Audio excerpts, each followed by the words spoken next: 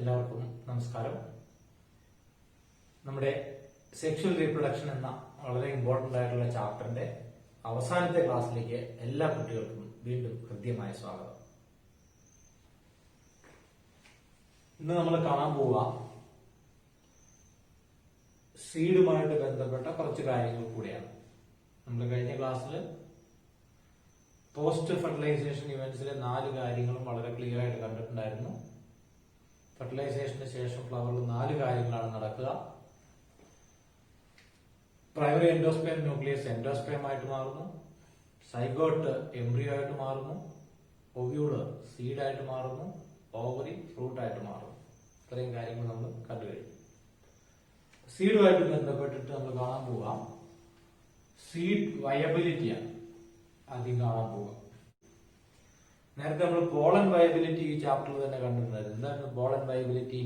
The ability of a pollen grain to germinate.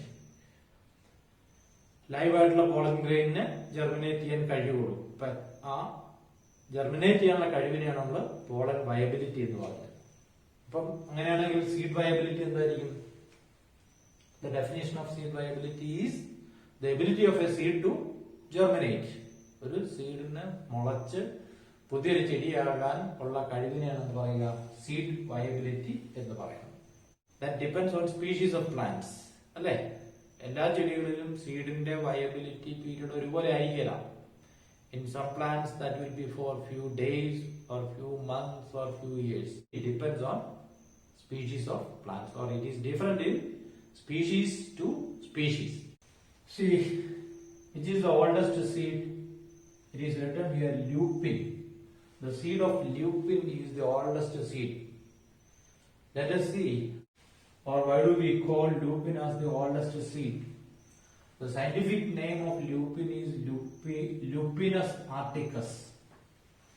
Lupin എന്ന് പറയുന്ന ചെടിയുടെ സയന്റിഫിക് നെയിം എന്താണ്? ലൂപ്പിനസ് ആർട്ടിക്കസ്.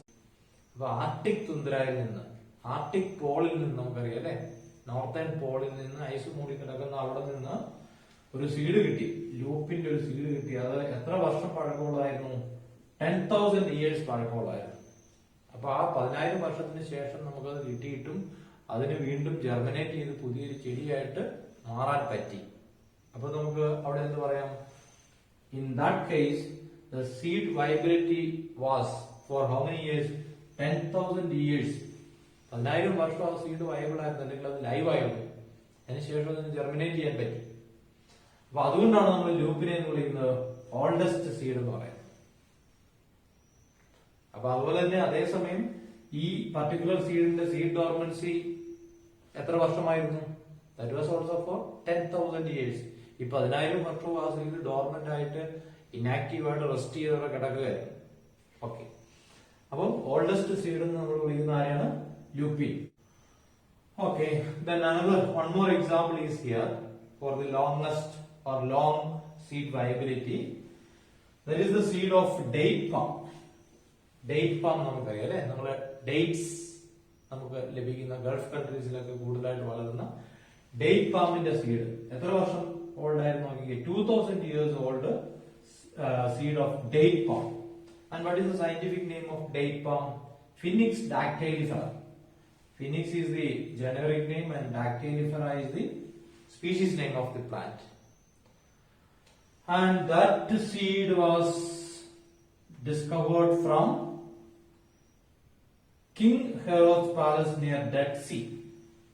Dead Sea ക്ക് സമീപത്തുള്ള ഹെറോദോസിന്റെ കൊട്ടാരത്തിന് സമീപത്ത് നിന്ന് കണ്ടെത്തിയ അല്ലെങ്കിൽ എക്സ്കവേറ്റ് ചെയ്ത ഒരു ഡേറ്റ് പാമിന്റെ സീഡ് എത്ര വർഷം പഴക്കമുള്ളതായിരുന്നു? 2,000 years old. അപ്പൊ ആ രണ്ടാമത്തെ ആ സീഡിന്റെ കേസിൽ എത്രയാണ് അതിന്റെ seed viability? Was for how many years? That was also for 2,000 years. And for that long 2,000 years the seed was under seed dormancy. Okay, so here we have studied 2 examples of longest seed viability, which are the seed of lupin and seed of date palm. Okay, അപ്പോൾ seed viability കണ്ടു കഴിഞ്ഞു. നമ്മൾ oldest സീഡിന് 2 example കണ്ടു. ലൂപ്പിന്റെ 10,000 years old ആയിട്ടുള്ള സീഡും അതുപോലെ തന്നെ date പാമിന്റെ 2000 years old ആയിട്ടുള്ള സീഡിനെ നമ്മൾ കണ്ടു. അപ്പൊ അടുത്ത ടോപ്പിക് എന്ന് പറയുന്നത് ഒരു ഇമ്പോർട്ടന്റ് ടോപ്പിക് ആണ്, that is apomixis. Apomixis. What is apomixis? Apomixis is seed formation without fertilization. Seed formation without fertilization. ഇപ്പൊ നമ്മള് അപ്പോമിക്സിസിന് സിമിലർ ആയിട്ടുള്ള ഒരു പ്രോസസ് നമ്മള് ഫസ്റ്റ് ചാപ്റ്ററിൽ ആനിമൽസിൽ പഠിച്ചിട്ടുണ്ടായിരുന്നു. അതിന്റെ പേരാണ് എന്ത്? പാർത്തനോജെനസിസ്. പാർത്തനോജെനസിസ്. Do you remember what was parthenogenesis? Parthenogenesis is formation of young ones without fertilization. Fertilization നടക്കാതെ തന്നെ പുതിയ കുഞ്ഞുങ്ങൾ ഉണ്ടാകുന്നതിനാണ് എന്ത് പറഞ്ഞത്? പാർത്തനോജെനസിസ് എന്ന് നമ്മൾ ആനിമൽസിന്റെ കേസിൽ വിളിച്ചത്. അതേ സംഭവം തന്നെയാണ് പ്ലാന്റ്സിൽ ഫെർട്ടിലൈസേഷൻ നടക്കാതെ തന്നെ പുതിയ ചെടികൾ ഉണ്ടാകുന്ന അല്ലെങ്കിൽ പുതിയ സീഡ് ഉണ്ടാകുന്നതിനാണ് എന്ന് പറയുക അപ്പോമിക്സിസ് എന്ന് പറയുന്നത്. ഓക്കെ, അപ്പൊ നമുക്ക് വേണമെങ്കിൽ പറയാം apomixis in plants is equal to parthenogenesis in animals. ഇനി വേറൊരു കേസ് നമ്മൾ ഇവിടെ പഠിച്ചിട്ടുണ്ടായിരുന്നു, ദാറ്റ് വാസ് പാർത്തനോകാർപ്പി. ഇതൊക്കെ അങ്ങോട്ടും ഇങ്ങോട്ടും മാറിപ്പോകാൻ സാധ്യതകളാണ്. പാർത്തനോകാർപ്പി ഈ ചാപ്റ്ററിൽ നമ്മൾ പഠിച്ചതാണ്. എന്തായിരുന്നു parthenocarpy? Formation of fruits without fertilization. Fertilization നടക്കാതെ തന്നെ, ഞാനിപ്പോൾ ഇവിടെ ഒരു ഒവ്യൂൾ വരച്ചിട്ടുണ്ട് അല്ലെ. അപ്പൊ നമുക്കറിയാം ഒവ്യൂൾ ഇരിക്കുന്നത് എവിടെയാണ്? ഓവറിക്കുള്ളിലാണ് ഇരിക്കുന്നത്. ഓവറിക്കുള്ളിലാണ് ഒവ്യൂൾ ഇരിക്കുന്നത്. അപ്പൊ പാർത്തനോകാർപ്പി എന്ന് പറഞ്ഞാൽ പാർത്തനോകാർപ്പിക് ഫ്രൂട്ട് എന്താന്ന് നമ്മൾ പഠിച്ചു. സീഡ്ലെസ് ഫ്രൂട്ട് ആണല്ലേ. അതായത് ഫെർട്ടിലൈസേഷൻ നടന്നെങ്കിൽ മാത്രമേ ആരുണ്ടാവുള്ളൂ? സീഡ് ഉണ്ടാവുള്ളൂ. ഒവ്യൂൾ സീഡായിട്ട് മാറുകയുള്ളൂ. എന്നാൽ ചില ചെടികളില് ഫെർട്ടിലൈസേഷൻ നടന്ന് സീഡ് ഉണ്ടാകാതെ തന്നെ ഫ്രൂട്ട് ഉണ്ടാവും. അങ്ങനത്തെ ഫ്രൂട്ടിനുള്ളിൽ എന്ത് കാണില്ല? സീഡ് കാണില്ല. അങ്ങനത്തെ സീഡ്ലെസ് ഫ്രൂട്ടിനെയാണ് നമ്മൾ പാർത്തനോകാർപ്പിക് ഫ്രൂട്ട് എന്ന് പറഞ്ഞത്. അപ്പൊ അങ്ങനെ സീഡ്ലെസ് ഫ്രൂട്ട്സ് ഉണ്ടാകുന്ന പ്രോസസ്സിനെയാണ് എന്ത് പറഞ്ഞത്? പാർത്തനോകാർപ്പി എന്ന് പറയുന്നത്. ഓക്കെ, പാർത്തനോകാർപ്പി നമ്മൾ ഈ ചാപ്റ്ററിൽ പഠിച്ചു. എന്നാൽ പാർത്തനോകാർപ്പിയും പാർത്തനോജെനസിസും തമ്മിൽ മാറിപ്പോകരുത്. പാർത്തനോജെനസിസ് നമ്മൾ കഴിഞ്ഞ ചാപ്റ്ററിലാണ് പഠിച്ചത്. അതെന്തായിരുന്നു? Formation of young ones without fertilization. Fertilization നടക്കാതെ ആനിമൽസിന് കുഞ്ഞുങ്ങൾ ഉണ്ടാകുന്നതിനാണ് എന്ത് പറയുക? പാർത്തനോജെനസിസ് എന്ന് പറയുന്നത്. അപ്പൊ പാർത്തനോജെനസിസും പാർത്തനോകാർപ്പിയും തമ്മിൽ മാറിപ്പോകരുത്. പാർത്തനോകാർപ്പി നമ്മൾ പഠിച്ചത് ഈ ചാപ്റ്ററിലാണ്. Formation of fruits without fertilization and the resultant fruits will be without seeds. അവർക്ക് സീഡ് ഉണ്ടാകുന്നില്ല. സീഡ്ലെസ് ഫ്രൂട്ട് ഉണ്ടാവും. ഇനി നമ്മള് പാർത്തനോകാർപ്പിയും അപ്പോമിക്സിസും തമ്മിലൊരു ബന്ധമുണ്ട്. പാർത്തനോകാർപ്പി എന്താന്ന് പറഞ്ഞാൽ fruit formation without fertilization. Apomixis എന്താന്ന് നമ്മൾ പറയാൻ പോകുന്നത്? Seed formation without fertilization. Fertilization നടന്നെങ്കിൽ മാത്രമേ ovule ആരായിട്ട് മാറുകയുള്ളൂ?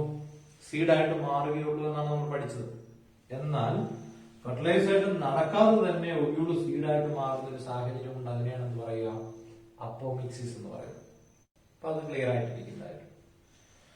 So that is why we have written here apomixis is seed formation without fertilization. എവിടെയാണ് നോക്കിക്കേ?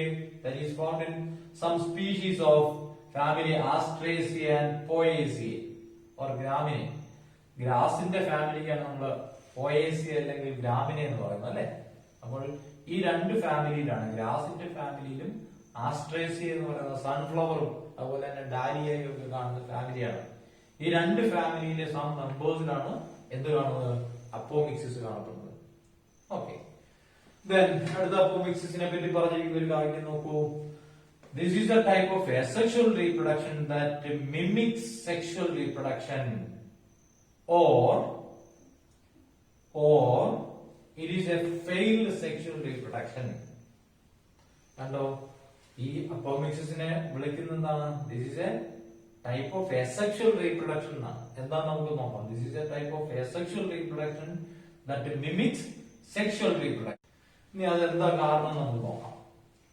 ഇതിനെ asexual reproduction എന്ന് വിളിക്കാൻ കാരണം എന്താണ്?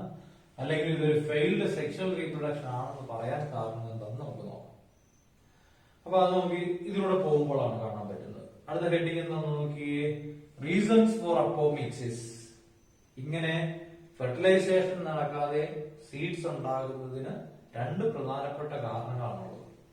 Reasons for apomixis. ഒന്നെന്താണ്, apomixis or that type of seeds are formed from abnormal diploid egg. ഒരു chance ആ പറഞ്ഞിരിക്കുന്നത്. അബ്നോർമൽ ആയിട്ടുള്ള ഡിപ്ലോയിഡ് എഗ്ഗിൽ നിന്നാണ് ആരുണ്ടാകുക, പുതിയ സൈഗോട്ട് ഉണ്ടായിട്ട് ഒവ്യൂൾ സീഡായിട്ട് മാറും.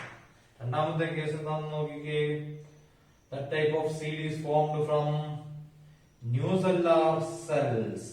ഡിപ്ലോയിഡ് ന്യൂസെല്ലാർ സെല്ലിൽ നിന്നുമാണ് സൈഗോട്ട് ഉണ്ടായി എംബ്രിയോ ഉണ്ടായിട്ട് ഒവ്യൂൾ സീഡായിട്ട് മാറുമെന്നാണ് പറഞ്ഞിരിക്കുന്നത്. നമുക്ക് ആ രണ്ട് കേസ് ഒരു കാണാം. ഇനി സെക്കൻഡ് കേസ്, ന്യൂസെല്ലസിന്റെ സെല്ലിൽ നിന്ന് ഇങ്ങനെ സീഡ് ഉണ്ടാകുന്നതിന് ഉദാഹരണം ഏതൊക്കെ മെമ്പേഴ്സ് ആണെന്ന് നോക്കൂ. സിട്രസ് ആൻഡ് മാംഗോ, നമ്മുടെ നാരകത്തിന്റെ മെമ്പേഴ്സ്, അല്ലെങ്കിൽ ഓറഞ്ചിലും നാരകത്തിലും ഒക്കെ, അതുപോലെ തന്നെ മാംഗോ ട്രീയിലൊക്കെ നമുക്ക് എന്ത് കാണാൻ പറ്റും, അവിടുത്തെ അപ്പോമിക്സിസ് നടക്കുന്ന ന്യൂസെല്ലസിന്റെ സെല്ലിൽ നിന്നാണ്. ഇനി നമുക്ക് ഇവിടെ ഈ പിക്ചർ വെച്ചിട്ട് നോക്കുമ്പോൾ കുറച്ചും കൂടെ ക്ലിയർ ആയിക്കോളും. ഓക്കെ, ഫസ്റ്റ് കേസ് എന്താണ്, അപ്പോമിക്റ്റിക് seeds are formed from abnormal diploid egg cells. നമുക്കറിയാം, നമ്മളിവിടെ ഒവ്യൂളിനകത്ത് ഒരു എംബ്രിയോസാക്ക് വരച്ചിട്ടുണ്ട്. എംബ്രിയോസാക്കിന്റെ മൈക്രോപൈലാർ എൻഡിൽ ഇരിക്കുന്ന നടുക്കിരിക്കുന്ന സെല്ലിനെയാണ് നമ്മൾ എന്ത് പറഞ്ഞ എഗ് അല്ലെങ്കിൽ ഫീമെയിൽ ഗമീറ്റ്. സാധാരണ എഗ് എങ്ങനെയായിരിക്കും, ഹാപ്ലോയിഡ് ആയിരിക്കും അല്ലെ. ഈ എഗ് ഹാപ്ലോയിഡ് ആയിരിക്കും, എഗ് ഹാപ്ലോയിഡ് ആയിരിക്കും. എങ്കിലേ നമ്മൾ ഫെർട്ടിലൈസേഷൻ നടന്നപ്പോൾ ഒരു മെയിൽ ഗമീറ്റുമായിട്ട് ഫ്യൂസ് ചെയ്യുമ്പോൾ ഈ എഗ് ആരായിട്ട് മാറുള്ളൂ, ഡിപ്ലോയിഡ് ആയിട്ടുള്ള സൈഗോട്ട് ആയിട്ട് മാറുള്ളൂ ഫെർട്ടിലൈസേഷൻ നടന്നു കഴിയുമ്പോൾ. പക്ഷേ ഇങ്ങനത്തെ കേസിൽ ഈ നമ്മൾ പറഞ്ഞ ഈ മെമ്പേഴ്സിലൊക്കെ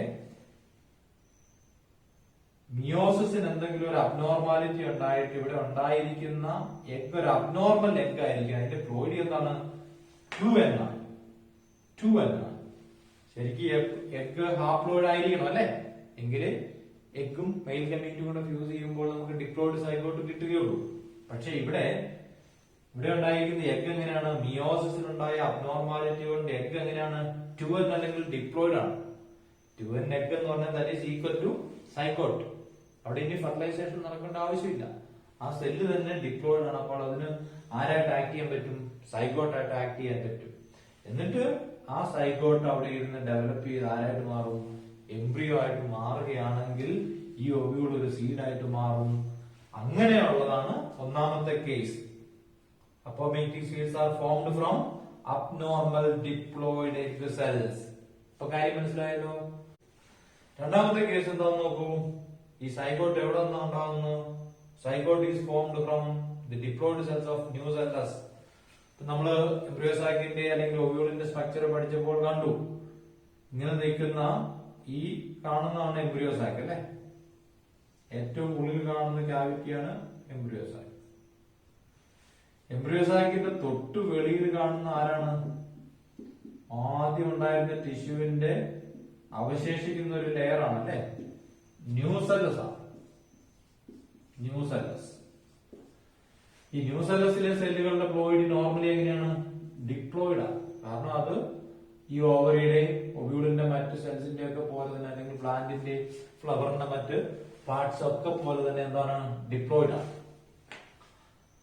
ഓക്കെ, ഇനി രണ്ടാമത്തെ കേസിൽ എഗ് ഇവിടെ ഉണ്ടായ എഗ് നോർമലി ഹാപ്ലോയിഡ് തന്നെയാണെന്ന് വിചാരിച്ചുകൊള്ളാം. അടുത്ത കേസ് നമ്മൾ പറയുകയാണ്, രണ്ടാമത്തെ കേസാണ് പറയുന്നത്. ഇവിടെ എംബ്രിയോസാക്ക് ഉണ്ടായി, അവിടെ എഗ് ഹാപ്ലോയിഡ് തന്നെയാണ്. ഓക്കെ, അപ്പോൾ ഇവിടെ ഏതെങ്കിലും കാരണവശാൽ ഒരുപക്ഷെ പോളിനേഷൻ നടന്ന് ഫെർട്ടിലൈസേഷൻ നടന്നിട്ടുണ്ടാകത്തില്ല, സൈഗോട്ട് ഇവിടെ ഉണ്ടാകുന്നില്ല. പകരം എന്താണെന്ന് അറിയാമോ, ഈ ചുറ്റുമുള്ള ന്യൂസെല്ലസിലെ സെല്ലുകള് എംബ്രിയോസാക്കിനുള്ളിലേക്ക് കടന്നു വരും. ന്യൂസെല്ലസിലെ സെല്ലുകള് എംബ്രിയോസാക്കിനുള്ളിലേക്ക് കടന്നു വരും. ന്യൂസെല്ലസിലെ സെല്ല് എന്താണെന്ന് നമ്മൾ പറഞ്ഞാൽ ഡിപ്ലോയിഡ് അല്ലേ. അത് ന്യൂസെല്ലസിലെ സെൽ ഇങ്ങോട്ടേക്ക് കടന്നു വന്നു കഴിഞ്ഞാൽ that is equal to a zygote അല്ലെ. അതിന്റെ പ്ലോയിഡ് എത്രയാണ്, 2N ആണ്. അങ്ങനെ ഒരു സെല്ല് കടന്നു കഴിഞ്ഞാൽ അത് 2N ആണ്. അപ്പൊ ഇവിടെ എഗ്ഗിന് ഇനി ഫെർട്ടിലൈസേഷൻ നടക്കേണ്ട ആവശ്യമില്ല. അല്ലെങ്കിൽ എഗ് ഇവിടുന്ന് ഡീജനറേറ്റ് ചെയ്ത് പോയി, അല്ലെങ്കിൽ ഫെർട്ടിലൈസേഷൻ നടന്നില്ല എന്ന് വിചാരിച്ചുകൊള്ളുക. അപ്പൊ ഇവിടെ ആരായിരിക്കും സൈഗോട്ടായിട്ട് ആക്ട് ചെയ്യുന്നത്? ഈ ന്യൂ സെല്ലസിൽ നിന്ന് കടന്നു വന്ന സെല്ലായിരിക്കും. അപ്പോൾ അങ്ങനെ അത് കടന്നു വന്നിട്ട് ഇത് ഇനി ഇവിടെ നിന്ന് വളർന്ന് ആരായിട്ട് മാറും? പുതിയൊരു എംബ്രിയോ ആയിട്ട് മാറും. അപ്പോൾ എംബ്രിയോ ഉണ്ടാകുമ്പോൾ ഒവ്യൂൾ ഓട്ടോമാറ്റിക്കലി ആരായിട്ട് മാറും? സീഡായിട്ട് മാറും. അപ്പൊ അങ്ങനെ അപ്പോമിക്സിസ് നടക്കാൻ, അല്ലെങ്കിൽ അപ്പോമിക്സിസ് വഴി സീഡ് ഉണ്ടാകാൻ രണ്ട് കാരണങ്ങളുണ്ട്. ഒന്ന് ഇവിടെ നിന്നാണ് അബ്നോർമൽ ആയിട്ടുള്ള ഡിപ്ലോയിഡ് സെല്ലുകൾ സൈഗോട്ടായിട്ട് മാറും. രണ്ടെന്താണ്? ന്യൂ സെല്ലസിലെ ഡിപ്ലോയിഡ് സെല്ലുകൾ എംബ്രിയോ സാക്കിനുള്ളിലേക്ക് കടന്നു വന്നിട്ട് ആരായിട്ട് ആക്ട് ചെയ്യും? സൈഗോട്ടായിട്ട് ആക്ട് ചെയ്യും. അതിൽ നിന്ന് എംബ്രിയോ ഉണ്ടായി അത് കഴിയുമ്പോൾ ഒവ്യൂൾ സീഡായിട്ട് മാറും. അപ്പോമിക്സിസുമായിട്ട് ബന്ധപ്പെട്ട മറ്റൊരു ചെറിയ ടോപ്പിക്കുകൾ കാണണം. That is polyembryonic. Polyembryonic. What is the meaning of poly? Many. Embryonic means embryo. Poly embryo means many embryo. അപ്പം that is a phenomenon present in a seed. നമുക്കറിയാം സാധാരണഗതിയിൽ ആൻജിയോസ്പേംസിന്റെ ഒരു സീഡിനുള്ളിൽ എത്ര എംബ്രിയോ കാണും? ഒന്നേ കാണുള്ളൂ. നമ്മൾ ഫെർട്ടിലൈസേഷൻ ഒക്കെ പഠിച്ചാണ് അല്ലെ? സിംഗമിയുടെ ഫലമായിട്ട് ഒരു സൈഗോട്ട് ഉണ്ടാകുന്നു. ആ സൈഗോട്ടിൽ നിന്നാണ് എംബ്രിയോ ഉണ്ടാകുക. അപ്പം ഒരു സീഡിൽ ഒരു എംബ്രിയോ മാത്രമേ കാണൂ. പക്ഷേ അപ്പോമിക്സിസ് നടന്ന് അപ്പോമിക്സിസ് വഴി സീഡ് ഉണ്ടാകുകയാണെങ്കിൽ ആ സീഡിൽ ഒരു സീഡിൽ ഒന്നിൽ കൂടുതൽ എംബ്രിയോ കാണാനുള്ള സാധ്യതയുണ്ട്. അപ്പൊ അങ്ങനെ ഒരു സീഡിൽ ഒന്നിൽ കൂടുതൽ എംബ്രിയോ കാണുന്ന ഫിനോമിനെയാണ് നമ്മൾ പറയാ polyembryony. So what is polyembryony? That is the presence of more than one embryo in a single seed, and that is present usually in apomictic seeds only.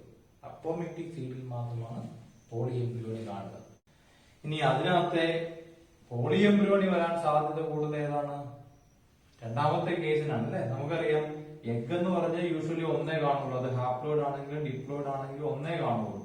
അപ്പൊ അങ്ങനെ ഉണ്ടാകുന്ന നോർമൽ എഗ്ഗിൽ നിന്നുണ്ടാകുന്ന zygote ഒന്നേ കാണുള്ളൂ. അപ്പൊ അവിടെ poly embryony ഉണ്ടാകാൻ സാധ്യതയില്ല. എന്നാൽ ന്യൂസെല്ലസിലെ സെല്ലുകൾ കടന്നു വരികയാണെങ്കിലോ ഒന്നിന് പകരം രണ്ടോ മൂന്നോ നാലോ ഒന്നിൽ കൂടുതൽ സെല്ലുകൾ ഇങ്ങോട്ടേക്ക് കടന്നു വരാം ന്യൂസെല്ലസിന്റെ. അപ്പൊ ഒരു 3 സെല്ല് വന്നു എന്ന് വിചാരിക്കുക. 3 സെല്ല് വന്നു കഴിഞ്ഞാൽ 3 ഡിപ്ലോയിഡ് സെൽസ് അല്ലേ? ഇപ്പൊ 3 പേർക്കും സൈഗോട്ടിനെ പോലെ ആക്ട് ചെയ്യാൻ പറ്റും. അങ്ങനെ 3 സൈഗോട്ട് ഉണ്ടായെങ്കിൽ അവര് ഡെവലപ്പ് ചെയ്ത് 3 എംബ്രിയോ ആയിട്ട് മാറും. അവര് ഡെവലപ്പ് ചെയ്യുന്നതോടൊപ്പം തന്നെ ഒവ്യൂൾ സീഡുമായിട്ട് മാറുന്നു. അങ്ങനെ മാറുന്ന സീഡിനുള്ളിൽ എത്ര എംബ്രിയോ കാണും? 3 എംബ്രിയോ കാണും. അപ്പൊ ഒന്നിൽ കൂടുതൽ എംബ്രിയോ ഒരു സീഡിൽ കാണുന്നതാണ് നമ്മൾ എന്ത് പറയുക? പോളി എംബ്രിയോണി എന്ന് പറയുന്നത്. ഓക്കെ, ഇനി നോക്കൂ. This polyembryony is due to nucellar apomixis. Example orange seeds. ഇപ്പൊ പോളി എംബ്രിയോണിക്ക് എക്സാമ്പിൾ പറഞ്ഞിരിക്കുന്നത് ഓറഞ്ചിന്റെ സീഡാണ്. ഇപ്പൊ നമ്മളൊരു ഓറഞ്ചിന്റെ സീഡ് എടുത്ത് സ്ക്യൂസ് ചെയ്ത് നോക്കുകയാണെങ്കിൽ അതിൽ ഒന്നിൽ കൂടുതൽ എംബ്രിയോ കാണാൻ പറ്റും. അടുത്ത് നമ്മൾ കാണാൻ പോകുന്നത് എന്താ നോക്കൂ. Advantages of apomixis. അപ്പോമിക്സിസിന്റെ അഡ്വാൻറ്റേജസ് എന്തൊക്കെയാണ് നോക്കാം. ഇങ്ങനെ ഒരു സെക്ഷൽ ഫെർട്ടിലൈസേഷൻ നടക്കാതെ സീഡ് ഉണ്ടാകുന്നതാണെങ്കിലും ആ സീഡിന് ചില അഡ്വാൻറ്റേജസ് ഉണ്ട്. അത് എന്തൊക്കെയാണ് നമുക്ക് നോക്കാം. ഫസ്റ്റ് വൺ, 2 പ്രധാനപ്പെട്ട അഡ്വാൻറ്റേജസ് ആണ് ഇവിടെ പറയുന്നത്. ഒന്ന്, അപ്പോമിക്റ്റിക് seed is a clone. അപ്പോമിക്റ്റിക് seed is a clone. നമ്മൾ ഈ ചാപ്റ്റർ തന്നെ പഠിച്ചായിരുന്നു. എന്തായിരുന്നു clone? Clones are young ones produced by asexual reproduction. They are morphologically and genetically similar among themselves as well as to the parent. അങ്ങനെ asexual reproduction വഴി ഉണ്ടാകുന്ന കുഞ്ഞുങ്ങളെല്ലാം morphologically genetically ഒരുപോലെ ഇരിക്കും. അതുപോലെ തന്നെ പേരന്റ്സിനെ പോലെ ഇരിക്കും. ശരിക്കും പറഞ്ഞാൽ പേരന്റ്സിന്റെ അതേ കോപ്പികളായിരിക്കും ആര് അങ്ങനെ ഉണ്ടാകുന്ന കുഞ്ഞുങ്ങൾ. അവരെയാണ് നമ്മൾ എന്ത് പറയുക? ക്ലോൺ എന്ന് പറയുന്നത്. അപ്പൊ അപ്പോമിക്റ്റിക് സീഡിനെ ഒരു ക്ലോൺ എന്ന് പറയാൻ കാരണം എന്താണ്? ഒരു ചെടിയിൽ നിന്ന് ഒരു അപ്പോമിക്റ്റിക് സീഡ് ഉണ്ടായെങ്കിൽ, ഇപ്പൊ ഇവിടെ ഒരു എക്സാമ്പിൾ കാണാണ്. ഒരു ചെടിയുടെ ഒരു സീഡാണ്. അതില് അപ്പോമിക്സിസ് വഴി എഗ് സൈഗോട്ടായിട്ട് മാറി സീഡ് ഉണ്ടായിട്ട് ആ സീഡിൽ നിന്ന് പുതിയൊരു ചെടി ഉണ്ടായിക്കഴിഞ്ഞാൽ ആ ചെടി morphologically and genetically similar to the parent plant ആയിരിക്കും. പേരന്റ് പ്ലാന്റിന്റെ എക്സാക്ട് കോപ്പി ആയിരിക്കും. എല്ലാ ക്യാരക്ടേഴ്സും കാണും. എന്താ കാരണം? ഈ സൈഗോട്ടിനുള്ളിലുള്ള 2 സെറ്റ് ക്രോമസോമും സെയിം പേരന്റിന്റെ തന്നെയാണ് അല്ലെ? സെയിം പേരന്റിന്റെ തന്നെയാണ്. അപ്പം ഒരു എസെക്ഷൽ സ്ട്രക്ചർ ഉണ്ടാകുന്ന പോലെ തന്നെയാണ് ഇവിടെ ഈ സീഡ് ഉണ്ടായിരിക്കുന്നത്. സീഡ് ആണെന്ന് മാത്രമേ ഉള്ളൂ, സത്യത്തിൽ അതൊരു എസെക്ഷൽ പ്രോസസ് ആണ്. അതുകൊണ്ട് അപ്പോമിക്റ്റിക് സീഡിനെ നമുക്ക് എന്ത് പറയാം? Apomictic seed is a clone. കാടമത്തിന്റെ ഫ്ലവറിൽ നിന്ന് ഫ്രൂട്ടിൽ നിന്നുണ്ടാകുന്ന സീഡിനെ നമ്മൾ നട്ടു കഴിഞ്ഞാൽ പേരന്റിനെ പോലെ തന്നെ ആകണമെന്ന് നിർബന്ധമില്ല. കാരണം സെക്ഷൽ റീപ്രൊഡക്ഷൻ ആണ് അത്. ഇവിടെ ഗമേറ്റിക് ഫ്യൂഷൻ നടന്ന് സൈഗോട്ട് ഉണ്ടാകുമ്പോൾ ക്യാരക്ടേഴ്സ് മാറിപ്പോകാനുള്ള സാധ്യതയുണ്ട്. നേരെ മറിച്ച് കാടമത്തിന്റെ നമ്മളൊരു അതിന്റെ ഒരു റൈസോം പറിച്ചുകൊണ്ട് നട്ടു കഴിഞ്ഞാൽ എത്ര എണ്ണം നട്ടാലും അത് പുതിയതായിട്ടുണ്ടാകുന്ന ചെടികൾ എല്ലാം ആരെ പോലെ ഇരിക്കും? പേരന്റിനെ പോലെ ഇരിക്കും. രണ്ടാമത്തേതാണ് എസെക്ഷൽ റീപ്രൊഡക്ഷൻ, ആദ്യത്തെയാണ് സെക്ഷൽ റീപ്രൊഡക്ഷൻ. ഇനി അതേ കാടമത്തിൽ തന്നെ സെക്ഷൽ സീഡ് ഉണ്ടായി കഴിഞ്ഞാൽ അതിൽ നിന്നുണ്ടാകുന്ന കുഞ്ഞുങ്ങൾ പേരന്റിനെ പോലെ ഇരിക്കുകയല്ല. പക്ഷെ ഇങ്ങനെ അതേ കാടമത്തിൽ തന്നെ ഒരു അപ്പോമിക്റ്റിക് സീഡ് ഉണ്ടായെങ്കിലോ? ആ അപ്പോമിക്റ്റിക് സീഡിൽ ഉണ്ടായിരിക്കുന്ന എംബ്രിയോയുടെ സെല്ലുകളിലെ ക്രോമസോംസ് മുഴുവൻ സെയിം പ്ലാന്റിന്റെയാണ്, വേറൊരു പ്ലാന്റിൽ നിന്ന് വന്നതല്ല. അതുകൊണ്ട് റൈസോം പറിച്ച് നടുന്നതിന് തുല്യമാണ് അപ്പോമിക്റ്റിക് സീഡ് നടുന്നതിന്, അല്ലേ? ഓക്കെ, അപ്പോൾ അതുകൊണ്ടാണ് പറഞ്ഞേക്കുന്നത് അപ്പോമിക്റ്റിക് സീഡ് ഈസ് എ ക്ലോൺ. അടുത്തൊരു പോയിന്റ്, അടുത്ത അഡ്വാൻറ്റേജ് ആണ് apomixis or അപ്പോമിക്റ്റിക് seeds are used for hybrid seed production. Hybrid seed production വേണ്ടിയിട്ട് അപ്പോമിക്സിസ് ഉപയോഗിക്കാൻ ശ്രമിക്കുന്നു. അതെന്താന്ന് നമുക്ക് നോക്കാം. ഹൈബ്രിഡ് എന്താണ്? നമ്മൾ അടുത്ത ഇതിന് ശേഷം പഠിക്കാൻ പോകുന്ന ആർട്ടിഫിഷ്യൽ ഹൈബ്രിഡൈസേഷൻ ആണ്. എന്തായാലും നമുക്ക് കാണാം ഹൈബ്രിഡ് എന്താണ്. രണ്ട് ചെടികളെ തമ്മിൽ ആർട്ടിഫിഷ്യൽ ആയിട്ട് ക്രോസ് ചെയ്ത് സുപ്പീരിയർ ക്വാളിറ്റീസ് ഉള്ളൊരു പ്ലാന്റിനെ ഉണ്ടാക്കിയെടുക്കുന്നതിനാണ് എന്താ പറയാ? ഹൈബ്രിഡ് പ്ലാന്റ് എന്ന് പറയാം. ഹൈബ്രിഡ് ആനിമൽസും ഉണ്ട്. അപ്പം രണ്ടെണ്ണത്തെ ഏതെങ്കിലും രണ്ട് പേരന്റ്സിനെ ക്രോസ് ചെയ്തിട്ട് പുതിയൊരെണ്ണം ഉണ്ടാക്കിയെടുക്കുന്നതാണ് എന്ത്? ഹൈബ്രിഡ് എന്ന് പറയുന്നത്. ഇപ്പൊ ഹൈബ്രിഡ് സീഡ്സ് ഒക്കെ നമുക്ക് അവൈലബിൾ ആണ്, അല്ലെ? വെജിറ്റബിൾസിന്റെ ഒക്കെ ഹൈബ്രിഡ് വെറൈറ്റി നമുക്ക് കിട്ടും. അതിന്റെ സീഡ്സ് കൊണ്ട് നമ്മൾ നട്ടു കഴിഞ്ഞാൽ വളരെ ഫാസ്റ്റ് ആയിട്ട് വളരുകയും ഹൈ ഈൽഡ് തരുന്നവരാണ് ഹൈബ്രിഡ്സ് എന്ന് പറയുന്നത്. അപ്പം അങ്ങനത്തെ ഹൈബ്രിഡ് പ്ലാന്റ്സിന്റെ സീഡ് ഉണ്ടാക്കാൻ വേണ്ടിയിട്ട് അപ്പോമിക്സിസ് അല്ലെങ്കിൽ അപ്പോമിക്റ്റിക് സീഡ്സ് ഉപയോഗിക്കുന്നു എന്ന് പറഞ്ഞേക്കുന്നത്. എന്താ കാരണം നമുക്ക് നോക്കാം.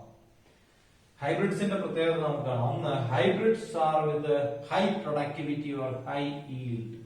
ഇപ്പൊ നമ്മള് റെഡ് ലേഡി എന്നൊക്കെ പറഞ്ഞ പപ്പായ ഒക്കെ ഉണ്ടല്ലോ, അതൊക്കെ ഹൈബ്രിഡ് വെറൈറ്റീസ് ആണ്. ധാരാളം വെജിറ്റബിൾസിന്റെ ഹൈബ്രിഡ് വെറൈറ്റീസ് ഉണ്ട്. അപ്പൊ അവരെയൊക്കെ കിട്ടിക്കഴിഞ്ഞാൽ ഹൈ ഈൽഡ് ആണ്. അതുകൊണ്ട് തന്നെ നമ്മൾ ഹൈബ്രിഡ് സീഡ്സ് മേടിച്ച് നടും, ഹൈ ഈൽഡ് കിട്ടുന്നതുകൊണ്ട്. First point, hybrids of high productivity or high yield. രണ്ട്, every year we have to purchase hybrid seeds for next year cultivation. ഇപ്പൊ നമ്മള് ഒരു സെറ്റ് സീഡ്സ് മേടിച്ച് ഈ വർഷം ഒരു ചെടി കൾട്ടിവേറ്റ് ചെയ്തു, അതിൽ നിന്ന് നമ്മള് അതിന്റെ ഈൽഡ് കിട്ടി, ഹാർവെസ്റ്റിംഗ് ഒക്കെ കഴിഞ്ഞ് ചെടി അവിടെ നഷ്ടപ്പെട്ടു പോയി കഴിഞ്ഞാൽ അടുത്ത വർഷം നമുക്ക് വീണ്ടും എന്ത് ചെയ്യണം? പുതിയ സീഡ്സ് മേടിക്കണം, എന്നാലേ നമുക്ക് കൾട്ടിവേറ്റ് ചെയ്യാൻ പറ്റുള്ളൂ. ഈ ചെടിയിൽ നിന്ന് തന്നെ ഉണ്ടായ സീഡ് ഒരുപക്ഷെ ഉണ്ടായെങ്കിലും അത് നമുക്ക് ഉപയോഗിക്കാൻ പറ്റില്ല. എന്താ കാരണം? ഒരു ഹൈബ്രിഡ് പ്ലാന്റില് വീണ്ടും സെക്ഷൽ റീപ്രൊഡക്ഷൻ വഴി പോളിനേഷനും ഫെർട്ടിലൈസേഷനും നടന്ന് സീഡ് ഉണ്ടായി കഴിഞ്ഞാൽ അപ്പൊ അവിടെ വരുന്ന പോളൻ ഗ്രെയിൻ വേറെ ചെടിയിലെ ആയിരിക്കും. അപ്പൊ അവിടെ മിക്സിംഗ് അപ്പ് നടക്കുമ്പോൾ അവരുടെ ക്വാളിറ്റീസ് മാറിപ്പോവാണ് ചെയ്യുന്നത്. ഇനി സെൽഫ് പോളിനേഷൻ വഴി ഉണ്ടായെങ്കിൽ പോലും ഗമീറ്റ് ഫോർമേഷന്റെ സമയത്ത് സെഗ്രിഗേഷൻ നടക്കുന്നത് കൊണ്ട് അവരുടെ ക്വാളിറ്റീസ് മാറിപ്പോകും. ഇപ്പൊ നമ്മൾ ഹൈബ്രിഡ് പ്ലാന്റിന്റെ സീഡ് എടുത്ത് നട്ടു കഴിഞ്ഞാൽ അതേ ക്വാളിറ്റീസ് അടുത്ത ജനറേഷനിൽ കിട്ടാൻ സാധ്യത വളരെ കുറവാണ്. അതുകൊണ്ട് നമ്മൾ എന്ത് ചെയ്യണം? എല്ലാ വർഷവും പുതിയ സീഡ്സ് മേടിക്കണം. അതാണ് ഹൈബ്രിഡ്സിന്റെ ഒരു പ്രശ്നം. And hybrid seeds are very expensive. പക്ഷെ മേടിക്കുമ്പോഴത്തെ നമ്മളുടെ ഒരു ഡിഫിക്കൽട്ടി എന്താണ്? ഹൈബ്രിഡ് സീഡ്സിന് ഭയങ്കര വിലയാണ്.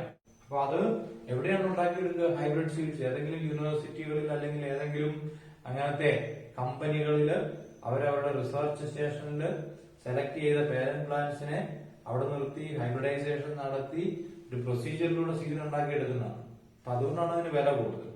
ഓക്കെ, അപ്പോൾ ദാറ്റ് ഈസ് ദി സിറ്റുവേഷൻ. എന്നാൽ നമുക്ക് അപ്പോമിക്സിസ് അവിടെ അപ്ലൈ ചെയ്യാൻ പറ്റും. എങ്ങനെയാണെന്ന് നോക്കൂ. ഇപ്പൊ ഹൈബ്രിഡിന്റെ കേസ് നമ്മൾ കണ്ടു. ഹൈബ്രിഡ് സീഡ് മേടിച്ച് നട്ട് ഹൈബ്രിഡ് പ്ലാന്റ് ഉണ്ടാക്കിയെങ്കിൽ ഹൈ ഈൽഡ് കിട്ടും. പക്ഷെ അതേ ചെടിയുടെ സീഡ് നമുക്ക് അടുത്ത വർഷം ഉപയോഗിക്കാൻ പറ്റില്ല, അതിനാ ക്വാളിറ്റീസ് കിട്ടില്ല. ഇനി ഹൈബ്രിഡ് സീഡ് നമ്മൾ മേടിക്കണമെങ്കിലോ ഭയങ്കര കോസ്റ്റ്ലിയാണ്, ഭയങ്കര വിലയാണ്. അപ്പൊ പിന്നെ എന്ത് ചെയ്താൽ മതി, നമ്മള് ഈ ഹൈബ്രിഡ് പ്ലാന്റിനെ അപ്പോമിക്റ്റിക് സീഡ് വഴി പ്രൊപ്പഗേറ്റ് ചെയ്താൽ മതി. അതാണ് നോക്കൂ. Hence researchers are trying to transfer apomictic genes to hybrids. അതുകൊണ്ട് ഈ പ്രശ്നം പരിഹരിക്കാൻ ഹൈ കോസ്റ്റിൽ ഹൈബ്രിഡ് സീഡ്സ് മേടിക്കുന്നത് ഒഴിവാക്കാൻ വേണ്ടിയിട്ട് എന്താ ചെയ്യുന്നത്? Researchers are trying to transfer apomictic genes to hybrids. ഈ അപ്പോമിക്സിസ് എന്ന് പറയുന്ന ഒരു ജനറ്റിക് ഫിനോമിനൻ തന്നെയാണ് അല്ലെ. നമ്മൾ പറഞ്ഞ ഈ അപ്പോമിക്റ്റിക് സീഡ് ഉണ്ടാകണമെങ്കിൽ അതിന്റെ ഒരു കാരണം ഒരു ജീനോട്ടിപ്പിക് ക്യാരക്ടർ തന്നെയാണ്. ആ പർട്ടിക്കുലർ പ്ലാന്റിൽ ഒരു സെറ്റ് ഓഫ് ജീൻസ് അല്ലെങ്കിൽ അവരുടെ ജീനോടൈപ്പിൽ അങ്ങനെ ഒരു ഫീച്ചർ ഉള്ളത് കൊണ്ടാണ് അത് അവിടെ സംഭവിക്കുക. അപ്പൊ ഇവര് ചെയ്യുന്നത് എന്താ നോക്കൂ, അപ്പോമിക്റ്റിക് സീഡ് ഉണ്ടാകാനുള്ള ജീനിനെ ഹൈബ്രിഡ് പ്ലാന്റ്സിലേക്ക് ട്രാൻസ്ഫർ ചെയ്യാൻ വേണ്ടിയിട്ട് ശ്രമിക്കുകയാണ്. അങ്ങനെ ട്രാൻസ്ഫർ ചെയ്ത് അപ്പോമിക്റ്റിക് സീഡ് ഉണ്ടാക്കുകയാണെങ്കിൽ നമുക്ക് എന്ത് പ്രശ്നം പരിഹരിക്കാം?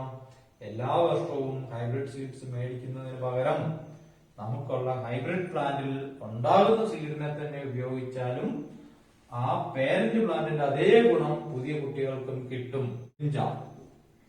ഒരു ഹൈ ഈൽഡിംഗ് ആയിട്ടുള്ള ഒരു ഹൈബ്രിഡ് ബ്രിഞ്ചാളിന്റെ ഒരു സീഡ് മേടിച്ച് നമ്മൾ ഈ വർഷം നട്ടിട്ട് അതില് നോർമലി ഫ്ലവർ ഉണ്ടായി ഫെർട്ടിലൈസേഷൻ ഒക്കെ നടന്ന് സീഡ് ഉണ്ടായി കഴിഞ്ഞാൽ ആ സീഡൊക്കെ നട്ട് കഴിഞ്ഞാൽ പേരന്റിന്റെ അതേ ക്വാളിറ്റി കിട്ടില്ല എന്ന് നമ്മൾ പറഞ്ഞു. കാരണം സെഗ്രിഗേഷൻ വഴി മാറിപ്പോകും.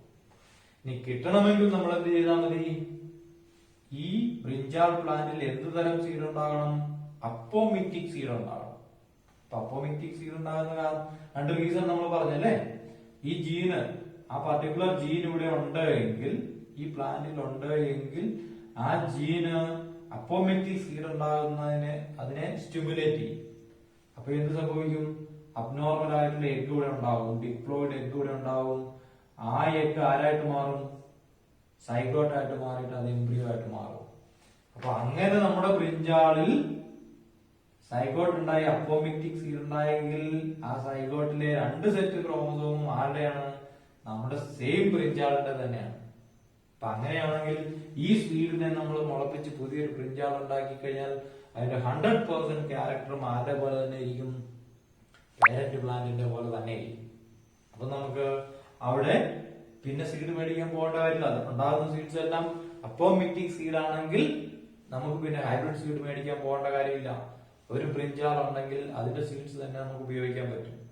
2 അഡ്വാൻറ്റേജ് നമുക്ക് പറയാം. Apomictic seed is a clone. നേരത്തെ നമ്മളൊരു സെന്റൻസ് പറഞ്ഞല്ലേ, apomixis is A type of asexual reproduction that mimics sexual reproduction. മിമിക്കുക എന്നാൽ അനുകരിക്കുക, മിമിക്രി, അനുകരിക്കുക. സെക്ഷൽ റീപ്രൊഡക്ഷൻ ആണെന്ന് തന്നെ തോന്നുന്ന ഒരുതരം എസെക്ഷൽ റീപ്രൊഡക്ഷൻ ആണ്. അപ്പം എസെക്ഷൽ റീപ്രൊഡക്ഷൻ ആയതുകൊണ്ടാണ് നമ്മൾ എന്ത് പറഞ്ഞത്? അപ്പോമിക്റ്റിക് seed is a clone. Apomixis is used for hybrid seed production. Apomixis വഴി അപ്പോമിക്റ്റിക് സീഡ്സ് ഹൈബ്രിഡ് പ്ലാന്റ്സിനെ ഉണ്ടാക്കാൻ വേണ്ടിയിട്ട് ഇപ്പോൾ ഉപയോഗിച്ചുകൊണ്ടിരിക്കുന്നു എന്നാണ് പറയുക. ഹൈബ്രിഡ് പ്ലാന്റ്സിനെ അല്ലെങ്കിൽ ഹൈബ്രിഡ്സിന്റെ സീഡ് ഉണ്ടാക്കാൻ വേണ്ടിയിട്ട് അപ്പോമിക്സിസ് ഉപയോഗിക്കാൻ പറ്റും. ഇനി ഹൈബ്രിഡ്സിന്റെ സീഡ് ഉണ്ടാക്കാൻ വേണ്ടിയിട്ട് എന്തുകൊണ്ടാണ് നമ്മൾ അപ്പോമിക്സിസ് ഉപയോഗിക്കുന്നത് എന്നുള്ള കാരണങ്ങളാണ് നമ്മളിവിടെ കണ്ടതല്ലേ. സീഡിനെ പറ്റിയിട്ടുള്ള കാര്യങ്ങളിലൂടെ അവസാനിക്കുകയാണ്. ഒരു പോയിന്റിലൂടെ നമുക്കിവിടെ കാണാം. ഒരു ഫ്രൂട്ടിനുള്ളിൽ എത്ര സീഡാണ് സാധാരണ കാണുക? നമുക്കറിയാം, that depends on the number of ovules in ovary. ഓരോ ഒബ്യൂളുമാണ് ആരായിട്ട് മാറുക? ഓരോ സീഡായിട്ട് മാറുക. നമുക്കറിയാം, ബീൻസിനുള്ളിലാണെങ്കിൽ എത്ര സീഡ് കാണും, പിന്നെ ലോങ് ബീൻസിനുള്ളിലാണെങ്കിൽ എത്ര സീഡ് കാണും, മാംഗോയ്ക്കുള്ളിൽ എത്ര സീഡ് ഉണ്ട്, കോക്കനട്ടിനുള്ളിൽ എത്ര സീഡ് ഉണ്ട്, ടൊമാറ്റോയ്ക്കകത്ത് എത്ര സീഡ് ഉണ്ട്, പംകിനകത്ത് എത്ര സീഡ് ഉണ്ട്. That varies according to the species. orchids and parasitic plants, Striga and Orobanche contain thousands of tiny seeds. ഒറ്റ ഫ്രൂട്ടിനുള്ളിൽ ആയിരക്കണക്കിന് സീഡ്സ് ഉള്ള പ്ലാന്റ്സ് ഉണ്ട്. ഇതിന് ഉദാഹരണമാണ് മജോറിറ്റി ഓർക്കിഡ്സ്. ഓർക്കിഡ്സിന്റെ എല്ലാം തന്നെ ഫ്രൂട്ടില് ന്യൂമറസ് ടൈനി സീഡ്സ് കാണും. അതുപോലെ തന്നെ പാരസൈറ്റിക് പ്ലാന്റ്സ് ആയിട്ടുള്ള സ്ട്രൈഗ ആൻഡ് ഓറോബാങ്കയിലും അതുപോലെ തന്നെ ഒരു ഫ്രൂട്ടിനുള്ളിൽ ആയിരക്കണക്കിന് സീഡ്സ് കാണും. ഇപ്പൊ ഓർക്കിഡ്സിന് നല്ലൊരു എക്സാമ്പിൾ ആണ് വാനില. വാനില ഫ്രൂട്ട് നിങ്ങൾ കണ്ടിട്ടുണ്ടെങ്കിൽ അറിയാം, അതിന്റെ ആ ബീൻസിനുള്ളിൽ ടൈനി ആയിട്ടുള്ള തൗസൻഡ്സ് ഓഫ് സീഡ്സ് അവിടെ കാണാൻ പറ്റും. അപ്പൊ സീഡ് എന്ന് പറഞ്ഞു കഴിഞ്ഞാൽ നമുക്കറിയാം ഈച്ച് സീഡ് ഈസ് ആണ് mature ovule containing embryo. Okay, അപ്പോൾ നമ്മള് സെക്ഷൽ റീപ്രൊഡക്ഷൻ ഇൻ ആൻജിയോസ്പേംസിന്റെ ഫുൾ പ്രൊസീജിയർ ഇവിടെ കഴിഞ്ഞിരിക്കുകയാണ്. 3 മെയിൻ സ്റ്റെപ്സ് നമ്മൾ കണ്ടു കഴിഞ്ഞു. Pre fertilization events and structures കണ്ടു, ഫെർട്ടിലൈസേഷൻ സ്ട്രക്ചേഴ്സ് കണ്ടു, അതുപോലെ തന്നെ പോസ്റ്റ് ഫെർട്ടിലൈസേഷൻ ഇവന്റ്സ് ആൻഡ് സ്ട്രക്ചേഴ്സിലെ 4 കാര്യങ്ങൾ: development of endosperm, development of embryo, development of seed and development of ഫ്രൂട്ടും കണ്ടു കഴിഞ്ഞു. അതിന്റെ പ്രത്യേകതകളെല്ലാം കഴിഞ്ഞു. അപ്പൊ അതിനിടയിൽ നമ്മൾ പോളിനേഷൻ ഒക്കെ പറഞ്ഞപ്പോൾ ടെക്സ്റ്റിനകത്ത് അവിടെ ഒരു ഭാഗം ഉൾപ്പെടുത്തിയിട്ടുണ്ടായിരുന്നു, ആർട്ടിഫിഷ്യൽ ഹൈബ്രിഡൈസേഷൻ. നമ്മൾ 3ാമത്തെ ചാപ്റ്ററിൽ വീണ്ടും ഇത് പഠിക്കാനുണ്ട് ഡീറ്റെയിൽ ആയിട്ട്. അതായത് നമ്മുടെ strategies four enhancement in food production എന്ന് പറയുന്ന ചാപ്റ്ററിൽ പഠിക്കാനുണ്ട്. അതേസമയം നമുക്ക് ഈ ചാപ്റ്ററിൽ അത് പഠിക്കാനുണ്ട്. അപ്പൊ നമുക്കതൊന്ന് കാണാം. എന്താണ് ആർട്ടിഫിഷ്യൽ ഹൈബ്രിഡൈസേഷൻ? ഹൈബ്രിഡൈസേഷൻ എന്ന് പറഞ്ഞാൽ എന്താണ്? ഹൈബ്രിഡൈസേഷൻ നമ്മൾ നേരത്തെ പറഞ്ഞല്ലേ, crossing of 2 organisms to get a superior one. പ്ലാന്റിലും ഹൈബ്രിഡൈസേഷൻ ഉണ്ട്, ആനിമൽസിലും ഹൈബ്രിഡൈസേഷൻ ഉണ്ട്. ഏതെങ്കിലും 2 സുപ്പീരിയർ ക്വാളിറ്റിയുള്ള, ഡിഫറെന്റ് ആയിട്ടുള്ള സുപ്പീരിയർ ക്വാളിറ്റിയുള്ള 2 പ്ലാന്റ്സിനെ തമ്മിൽ ക്രോസ് പോളിനേഷൻ നടത്തി അതിൽ നിന്ന് പുതിയൊരു സീഡ് ഉണ്ടാക്കിയിട്ട് അതിൽ നിന്നൊരു ഹൈ ഈൽഡിങ് അല്ലെങ്കിൽ ഒരു സുപ്പീരിയർ ക്വാളിറ്റിയെ, സുപ്പീരിയർ വെറൈറ്റി ഉണ്ടാക്കിയെടുക്കുന്നതിനാണ് എന്ത് പറയുക? ഹൈബ്രിഡൈസേഷൻ എന്ന് പറയുക. അപ്പൊ നമ്മൾ ആ ഹൈബ്രിഡൈസേഷൻ നടത്തുന്നത് ആർട്ടിഫിഷ്യൽ ആയിട്ടാണ്. നാച്ചുറലി ഹൈബ്രിഡൈസേഷൻ നടന്നാലും നമുക്ക് അതിന്റെ റിസൾട്ട് നമുക്ക് കൃത്യമായിട്ട് ലഭിക്കില്ല. ആർട്ടിഫിഷ്യൽ ഹൈബ്രിഡൈസേഷൻ എന്നാണ്. ഹൈബ്രിഡൈസേഷൻ എന്താണെന്ന് നമ്മൾ പറഞ്ഞ ഒരു എക്സാമ്പിൾ നോക്കാം. നമ്മൾ T*D എന്നൊക്കെ കേട്ടിട്ടുണ്ട് അല്ലെ? T*D എന്ന് പറയുന്നത് ഒരു ഹൈ ഈൽഡിംഗ് വെറൈറ്റി ആയിട്ടുള്ള കോക്കനട്ടിന്റെ പേരാണ്. അതൊരു ഹൈബ്രിഡ് ആണ്. ടോൾ ആയിട്ടുള്ള ഒരു കോക്കനട്ട് പ്ലാന്റ് ഉണ്ടായിരുന്നു, അതുപോലെ തന്നെ ഡ്വാർഫ് ആയിട്ടുള്ള ഒരു കോക്കനട്ട് പ്ലാന്റ് ഉണ്ടായിരുന്നു. അപ്പൊ അതിനെ രണ്ടിനെയും കൂടെ ക്രോസ് ചെയ്ത് പുതിയൊരു വെറൈറ്റി ഉണ്ടാക്കി. അതിന്റെ പേരാണ് T*D. അതിന്റെ പ്രത്യേകത എന്താണ്? അതിന് മീഡിയം ഹൈറ്റ് ആണ്. അപ്പൊ ഇവിടെ നമ്മൾ രണ്ടിനും 2 ഡിസൈറബിൾ ക്യാരക്ടേഴ്സ് ഉണ്ടായിരുന്നു. ഇത് വെരി ടോൾ ആണ്, വിത്ത് ഹൈ ഈൽഡ് ആണ്. ഇത് ഡ്വാർഫ് ആണ്, ഹൈറ്റ് കുറവാണ്, പക്ഷെ അത്രമാത്രം ഒരു പക്ഷേ അതിന് ഈൽഡ് ഉണ്ടാവത്തില്ല. അപ്പൊ നമ്മൾ രണ്ടിലെയും പോസിറ്റീവായിട്ട് എടുത്തിരിക്കുന്നത് എന്താണ്? ഇതിന്റെ ഹൈ ഈൽഡ്, ധാരാളം ഈൽഡ് ഉണ്ട്, പക്ഷെ ഇതിന്റെ നെഗറ്റീവ് എന്താണ്? ഹൈറ്റ് കൂടുതലാണെന്നുള്ളതാണ്. ഇതിന്റെ പോസിറ്റീവ് എന്താണ്? ഇതിന് ഹൈറ്റ് കുറവാണെന്നുള്ളതാണ്. നെഗറ്റീവ് എന്താണ്? ഈൽഡ് കുറവാണെന്നുള്ളതാണ്. അപ്പൊ നമ്മള് രണ്ടുപേരെയും കൂടെ ആർട്ടിഫിഷ്യൽ ഹൈബ്രിഡൈസേഷൻ അല്ലെങ്കിൽ ആർട്ടിഫിഷ്യൽ പോളിനേഷൻ നടത്തി പുതിയ ടോളിന്റെയും ഡ്വാർഫിന്റെയും ഒരു വെറൈറ്റി സക്സസ്ഫുൾ ആക്കിട്ടോ ഉണ്ടാക്കിയെടുത്തതിന്റെ പേരാണ് T*D. ഈ T*D എക്സാമ്പിൾ ആയിട്ട് നമുക്ക് ടെക്സ്റ്റ് പഠിക്കാനില്ല, ആയിട്ട് നിങ്ങൾക്കൊന്ന് മനസ്സിലാകുന്നതിന് വേണ്ടിയിട്ട് പറഞ്ഞു എന്ന് മാത്രം. അപ്പൊ ടോളിനെയും ഡ്വാർഫിനെയും കൂടെ നമ്മൾ ആർട്ടിഫിഷ്യൽ ആയിട്ട് ക്രോസ് ചെയ്തപ്പോൾ നമുക്ക് സക്സസ്ഫുൾ ആയിട്ടൊരു മീഡിയം ടൈപ്പ് കിട്ടി. അപ്പൊ അതിന്റെ ഹൈറ്റ് എങ്ങനെയാണ്? മീഡിയം ഹൈറ്റുമാണ്, അതേസമയം അതിന് ഹൈ ഈൽഡുമാണ്. അപ്പൊ രണ്ടിന്റെയും പോസിറ്റീവ് ക്യാരക്ടേഴ്സ് അല്ലെങ്കിൽ സുപ്പീരിയർ ക്യാരക്ടേഴ്സ് ഒന്നിലേക്ക് കൊണ്ടുവരാൻ വേണ്ടിയിട്ട് നമ്മൾ ചെയ്യുന്ന പ്രോസസ് ആണിത് ആർട്ടിഫിഷ്യൽ ഹൈബ്രിഡൈസേഷൻ. ആർട്ടിഫിഷ്യൽ ഹൈബ്രിഡൈസേഷന്റെ സ്റ്റെപ്സ് ഏതൊക്കെയാണെന്ന് നമുക്ക് നോക്കാം. 7 സ്റ്റെപ്പുകൾ ഇവിടെ തന്നിട്ടുണ്ട്. നമുക്ക് ടെക്സ്റ്റിനകത്തെ എക്സ്പ്ലനേഷനെ നമ്മളൊന്ന് ഡീറ്റെയിൽ ചെയ്ത് നോക്കുമ്പോൾ നമുക്ക് 7 സ്റ്റെപ്പുകൾ ഉള്ളതായിട്ട് കാണാം. ഒന്നാമതാണ് selection of parents, 2 selfing of parents, 3 emasculation, 4 bagging of flowers, 5 crossing, 6 raising F1 generation, 7 raising F2, F3 and so on. ഇപ്പൊ നമ്മൾ എങ്ങനെയാണ് ഹൈബ്രിഡ്സ് ഉണ്ടാക്കുന്നത്? നമ്മൾ മുമ്പേ ഹൈബ്രിഡ്സിന്റെ കാര്യമൊക്കെ പറഞ്ഞല്ലേ. ഹൈബ്രിഡ്സ് ഒക്കെ high yielding and disease resistant ആയിട്ടുള്ള വെറൈറ്റികളൊക്കെ ആയിരിക്കും, ഹൈ ഈൽഡിംഗ് ആയിരിക്കും അതായത്. ഓക്കെ, അപ്പോൾ നമ്മൾ ഏതെങ്കിലും ഒരു പ്ലാന്റിന്റെ ഹൈബ്രിഡൈസേഷൻ നമുക്ക് വേണമെങ്കിൽ നടത്താം. സാധാരണ യൂണിവേഴ്സിറ്റികളിലും അതുപോലെ തന്നെ ഹൈബ്രിഡ് പ്രൊഡക്ഷൻ അഗ്രികൾച്ചർ കമ്പനികളിലൊക്കെ നമുക്ക് വേണമെങ്കിലും ചെയ്യാവുന്ന ഒരു കാര്യമാണ് ആർട്ടിഫിഷ്യൽ ഹൈബ്രിഡൈസേഷൻ. ഇപ്പൊ നമുക്ക് ഏതെങ്കിലും ഒരു ഏലമാണെന്ന് വിചാരിക്കുക. കാടമം നമുക്ക് കോമൺ ആയതുകൊണ്ട് കാടമത്തിന്റെ നമ്മളുടെ തോട്ടത്തിൽ 2 കാടമം ഉണ്ടെന്ന് വിചാരിക്കുക. ഒന്ന് ordinary variety with less yield and high disease resistance, നല്ല രോഗപ്രതിരോധ ശക്തിയുണ്ട്. വേറൊരു പ്ലാന്റ് നമുക്കുണ്ട്, അതെങ്ങനെയാണ്? അതിന് ഹൈ ഈൽഡ് ഉണ്ട്, പക്ഷെ ലോ ഡിസീസ് റെസിസ്റ്റൻസ് ആണ്. ഡിസീസ് റെസിസ്റ്റൻസ് കുറവാണ്, ഈൽഡ് നന്നായിട്ടുണ്ട്. അപ്പം രണ്ടിനും ഓരോ പോസിറ്റീവ് ക്യാരക്ടേഴ്സ് ഉണ്ട്. ഏതാണ്? ആദ്യത്തേതിന് ഹൈ ഡിസീസ് റെസിസ്റ്റൻസ് ഉണ്ട്, രണ്ടാമത്തേന് ഹൈ ഈൽഡും കൂടെ ഉണ്ട്. ഇപ്പൊ രണ്ടിനെയും കൂടെ നമ്മൾ ആർട്ടിഫിഷ്യൽ ഹൈബ്രിഡൈസേഷൻ നടത്തി പുതിയൊരു ഹൈബ്രിഡ് ഉണ്ടാക്കിയെങ്കിൽ അതിൽ നമുക്ക് എന്ത് കിട്ടാൻ ഒരു സാധ്യതയുണ്ട്? ഹൈ ഈൽഡും ഹൈ ഡിസീസ് റെസിസ്റ്റൻസും കൂടെ ഒരുമിച്ച് കിട്ടിയാൽ അതൊരു സക്സസ്ഫുൾ ഹൈബ്രിഡ് ആയിരിക്കും. അപ്പൊ അങ്ങനെ ചെടികളെ നമ്മൾ ഉണ്ടാക്കിയെടുക്കുന്നതിന് വേണ്ടിയിട്ടാണ് എന്ത് ചെയ്യുക? ആർട്ടിഫിഷ്യൽ ഹൈബ്രിഡൈസേഷൻ എന്ന് പറയുന്നത്. അപ്പൊ അതിന്റെ ഒന്നാമത്തെ സ്റ്റെപ്പ് എന്താണ്? Selection of parents. Superior quality അല്ലെങ്കിൽ ഡിസൈറബിൾ ക്യാരക്ടേഴ്സ് ഉള്ള 2 പ്ലാന്റ്സിനെ, ഒരേ സ്പീഷീസിനെ തന്നെ 2 പ്ലാന്റ്സിനെ നമ്മൾ സെലക്ട് ചെയ്തെടുക്കുക. ഒന്ന് ഫീമെയിൽ പ്ലാന്റ് ആയിട്ട് നമ്മൾ ഒരെണ്ണത്തിനേക്കാൾ ഫീമെയിൽ ആയിട്ട് ഉപയോഗിക്കാൻ വേണ്ടിയിട്ട് ഒരു പ്ലാന്റിനെ സെലക്ട് ചെയ്യുക. പിന്നെ എന്താണ്? മെയിൽ പ്ലാന്റിനെയും സെലക്ട് ചെയ്യുക. രണ്ടിനും ഓരോ ഡിസൈറബിൾ ക്യാരക്ടേഴ്സ് ഉള്ളതായി. ഇപ്പൊ രണ്ടിനെ നമ്മൾ സെലക്ട് ചെയ്യുന്നതാണ് ഫസ്റ്റ് പോയിന്റ്. അതിനാണ് എന്ത് പറയുക? സെലക്ഷൻ ഓഫ് പേരന്റ്സ് എന്ന് പറയുക. അടുത്തത് എന്താണ്? രണ്ടാമത്തെ പോയിന്റ് സെൽഫിംഗ് ഓഫ് പേരന്റ്സ്.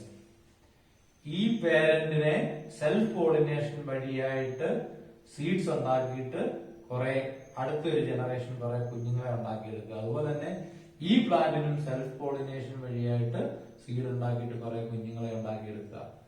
ഈ സെൽഫിംഗ് ഓഫ് പേരന്റ്സ് എന്ന് പറഞ്ഞു കഴിഞ്ഞാൽ that is to increase the purity or homozygosity of the characters. ഈ ചെടിക്കുള്ള ക്യാരക്ടേഴ്സ് ഒക്കെ ഒന്നുകൂടെ പ്യൂരിഫൈ ചെയ്യുന്നതിന് വേണ്ടിയിട്ടാണ്.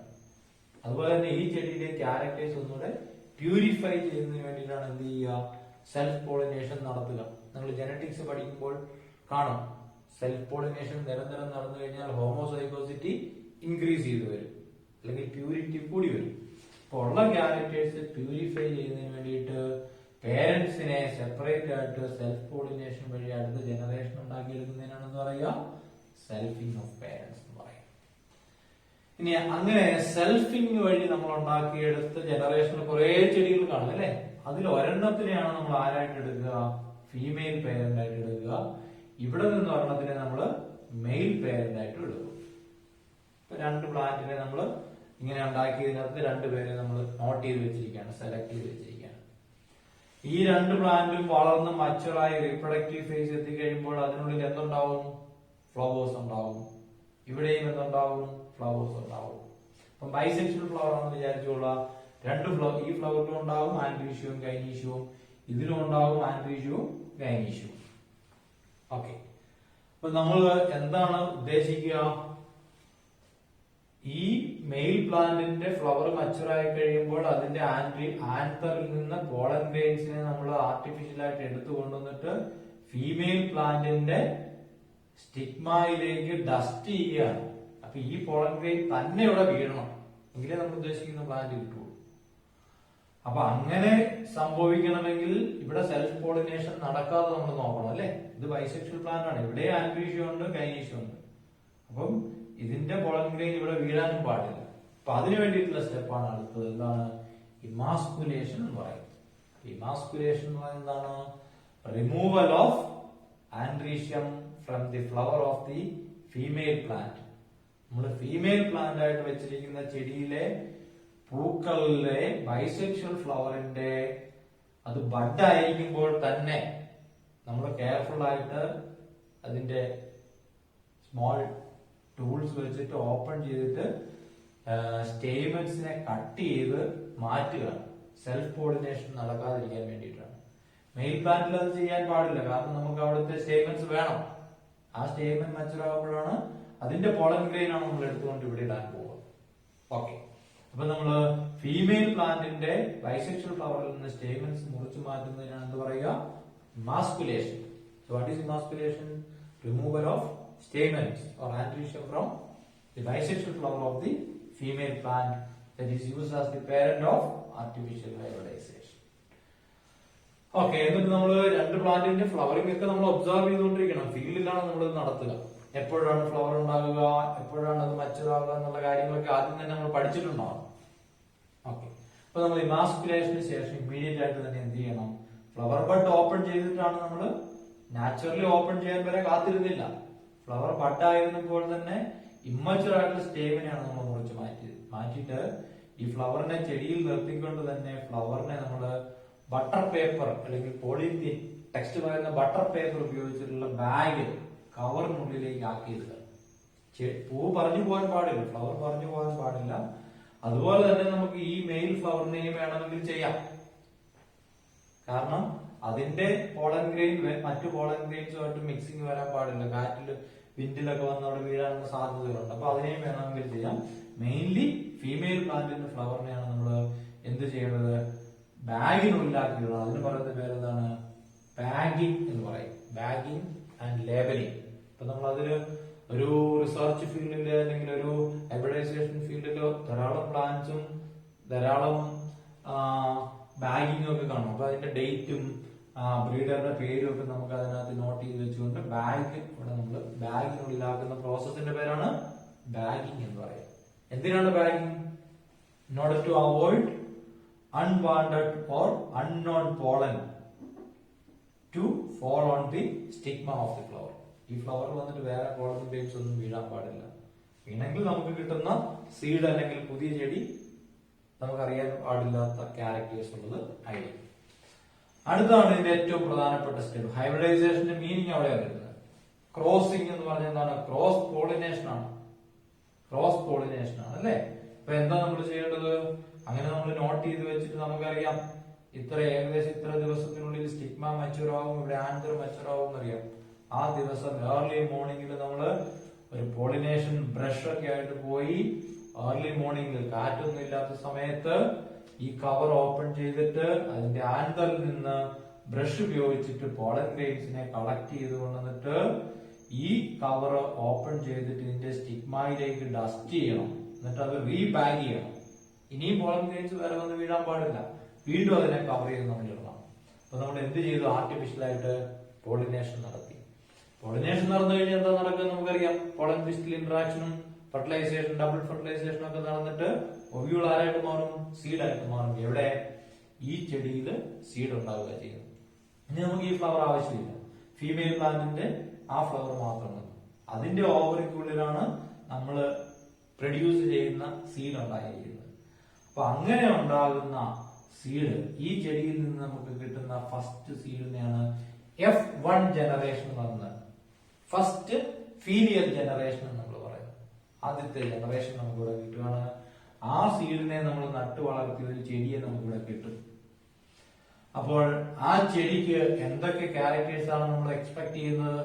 ഈ പ്ലാന്റിന്റെ ഡിസൈറബിൾ ക്യാരക്ടറും ഈ പ്ലാന്റിന്റെ ഡിസൈറബിൾ ക്യാരക്ടറും ഒരുമിച്ച് ഈ പ്ലാന്റിൽ വരണം. ഇവിടെ നമ്മൾ T/D കിട്ടിയ പോലെ.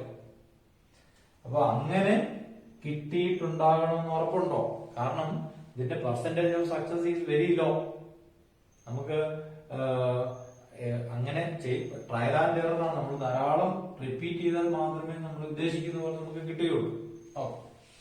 എനിഹൗ അങ്ങനെ കിട്ടിയ സീഡിനെ നമ്മൾ നട്ടു വളർത്തുന്നതിനാണ് എന്ത് പറയുക? Racing of F1 generation. ഇനി നമ്മൾ അതിനെ ഒബ്സർവ് ചെയ്തിട്ട് അത് ഓക്കെ ആണെങ്കിൽ നമ്മൾ എന്ത് ചെയ്യണം? അതിന്റെ പ്യൂരിറ്റി ഇൻക്രീസ് ചെയ്യാൻ വേണ്ടിയിട്ട് നമ്മൾ പുതിയൊരു ഹൈബ്രിഡ് വെറൈറ്റി ആയിട്ട് റിലീസ് ചെയ്യുന്നതിന് മുമ്പ് അതിന്റെ പ്യൂരിറ്റി അല്ലെങ്കിൽ ഹോമോസൈഗോസിറ്റി കൂട്ടാൻ വേണ്ടിയിട്ട് ഇതിനെ വീണ്ടും എന്ത് ചെയ്യണം? സെൽഫ് പോളിനേഷൻ നടത്തണം. സെൽഫ് പോളിനേഷൻ നടന്നാൽ നമുക്ക് അതിൽ നിന്ന് ധാരാളം സീഡ് കിട്ടും. ആ സീഡുകളെല്ലാം നമ്മൾ നട്ടു വളർത്തി അടുത്ത ജനറേഷന്റെ പേരെന്താണ്? F2 എന്ന് പറയും. റേസിംഗ് F2 വീണ്ടും നമുക്ക് അതിൽ അവരിൽ നിന്ന് എല്ലാവരിൽ നിന്ന് വീണ്ടും വേണേ സെൽഫ് പോളിനേഷൻ വഴി F3 F4 രണ്ടോ മൂന്നോ ജനറേഷൻ അങ്ങനെ ഉണ്ടാക്കിയിട്ട് അതിൽ നിന്ന് ഒരു ചെടിയെ നമ്മൾ സെലക്ട് ചെയ്യും. ആ നമ്മൾ ഒബ്സർവ് ചെയ്യുമ്പോൾ നമ്മൾ ഉദ്ദേശിച്ച ക്യാരക്ടേഴ്സ് ഒക്കെ അവിടെ കിട്ടിയിട്ടുണ്ടെങ്കിൽ that is a new hybrid. അപ്പൊ അതിനെയാണ് നമ്മൾ പുതിയ ആരായിട്ട് റിലീസ് ചെയ്യുന്നത്, ന്യൂ ഹൈബ്രിഡ് ആയിട്ട് റിലീസ് ചെയ്യുന്നത്. So what are the steps of artificial hybridization? Selection of parents, selfing of parents, masculation, bagging, crossing, raising F1 and raising F2, F3 and so on. എത്ര generation നമുക്ക് അവിടെ ഉണ്ടാക്കിയെടുക്കാൻ പറ്റും. That is artificial hybridization. അപ്പൊ നമ്മുടെ sexual reproduction എന്ന് പറയുന്ന ഏറ്റവും കൂടുതൽ മാർക്ക് തരുന്ന ചാപ്റ്റർ ഇവിടെ അവസാനിക്കുകയാണ്.